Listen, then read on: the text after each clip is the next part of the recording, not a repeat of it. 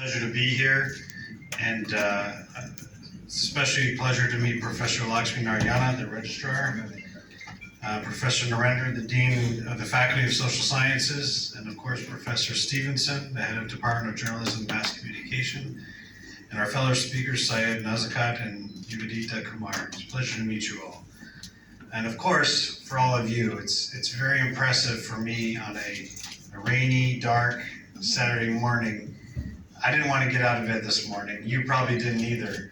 And so to see all of you here giving your weekend to become better at your jobs and to be able to provide better service to the people that watch your channels, that's very impressive to me. And it's a good sign of the dedication that each of you have. So I'm very impressed and proud to be a very small part of what's happening here.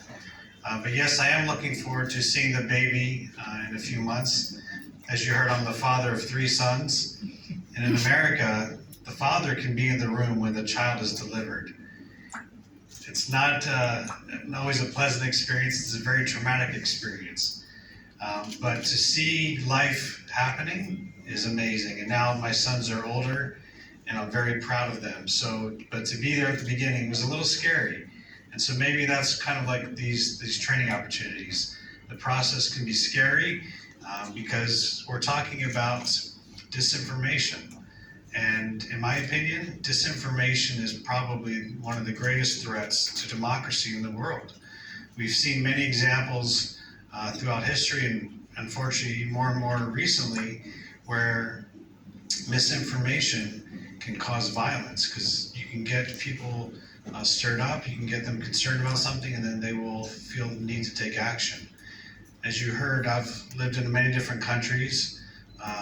Some of those are communist countries like Vietnam, and there they control the media very aggressively because they're concerned about the people reacting differently than the government would like. So I've seen firsthand when the government tries to control the media, how damaging it can be and how limiting it can be for a country. I met Karina for the first time a few months ago. Do you remember that first meeting, Karina? Yes, at the reception? Yes. And she was a little nervous to meet me. And I said, oh, I've seen your articles and I've seen your messaging and tweets and things. And she was a little nervous because her job as a journalist is to sometimes call out the US government too, right? We expect all of you to report openly and transparently about information. And if you don't like a policy of the US government, you can talk about it. But you can talk about it from a position of having knowledge and information and fact. And so when I first met Karina, she was a little nervous because sometimes she calls out US policies. I said, that's great. In fact, we've supported her and others to participate in training programs where we send you to the United States and you spend 3 weeks learning about the importance of transparency and how to be some of our journalism techniques. And that's important. So even the US government is certainly not perfect, and we don't mind you asking questions about our policies and our decisions, but we expect you to do it from a position of fact and being clear when you're talking about your opinion versus what's fact. So it's a pleasure to be here. And again, when I think about disinformation, why it's so important to me is it's increasingly difficult for me as a US government official to figure out what's true and what's not true. And I know you're all suffering from the same challenge. There's so much information out there. I think the word we like to use is we're swimming in a sea of information. How do you know what's correct and what's not?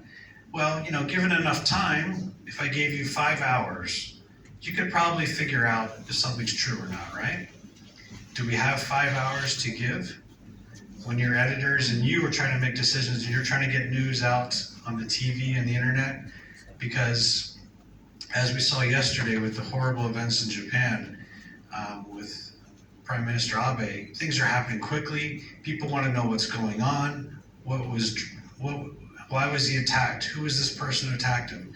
And if you don't have the information quickly, it doesn't have any value. And your news agency will not be able to stay in business. So we know we have to act quickly, but if you're putting out information that, well, I think this might be true, and it ends up not being true, that's going to be a big challenge. And hopefully it could affect your business in the long run. So the U.S. government and the U.S. consulate here in Hyderabad, we know how important these issues are, and we know how hard you are all working, and we know how important the Telugu media is to this part of the country. So rather than the U.S. government coming in and trying to tell you how to do your jobs, because we don't know how to do your jobs, we put out a proposal. We said we want to hear ideas about how the U.S. government can partner with somebody here in Telangana, Andhra Pradesh, to do more to combat disinformation. And thankfully, this amazing team at Osmani University gave us a proposal, and they came up with this idea. So this is not the U.S. government's idea. We are simply a partner, and we are so proud and honored to work with Osmani University and the team here to implement this workshop. And again, I think it's a great testament to see all of you here today. And finally, I just want to note, again, why disinformation is important to me. As a U.S. government official, it's very important. But I also think about people like my mom. I was just in the United States for a few weeks, spending time with my mom. She's 77 years old. She's very educated, but she's getting older, and she doesn't always know how to get information. And she wants to be a responsible citizen, so she wants to be informed, so she reads the newspaper each day.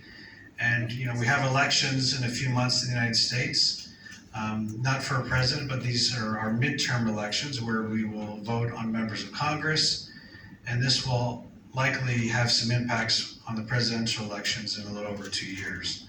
So as we get ready for that, there's a lot of information flowing in the United States again. You've seen some recent decisions about the Supreme Court, about gun violence, lots of information swirling around in the United States. And my mom, she wants to know what's really going on. She wants to be informed so that she can be a responsible voter and cast a ballot and elect officials that she thinks will support her viewpoints. And so how does she get her information? She watches some TV news, she reads a newspaper, but the internet is such a challenge these days. She doesn't use WhatsApp. Well, that's probably good. But I know a lot of you get information through other means as well. And it's so difficult to know what's real and what's not real. So I hope that this program makes your job easier, makes you more effective, and really just refines your skills, because you're not learning new things. You're probably learning how to do your current job better. Because you were selected for this program because you're already leaders in your industry. And we just hope that these workshops can make you even better at what you're doing, make you more effective, which will be good for your careers, but even more importantly, make you more responsible to the citizens, the people that are watching your broadcasts, because they rely on you to explain information and help them understand what's real. So thank you for the good work that you're doing. Thank you for giving your time, especially on a rainy Saturday morning. You said it was a beautiful day. I appreciate that outlook, because I don't necessarily always think of that way when it's raining, but that's very good that you have a positive outlook, and it's a pleasure to be here, and thank you all.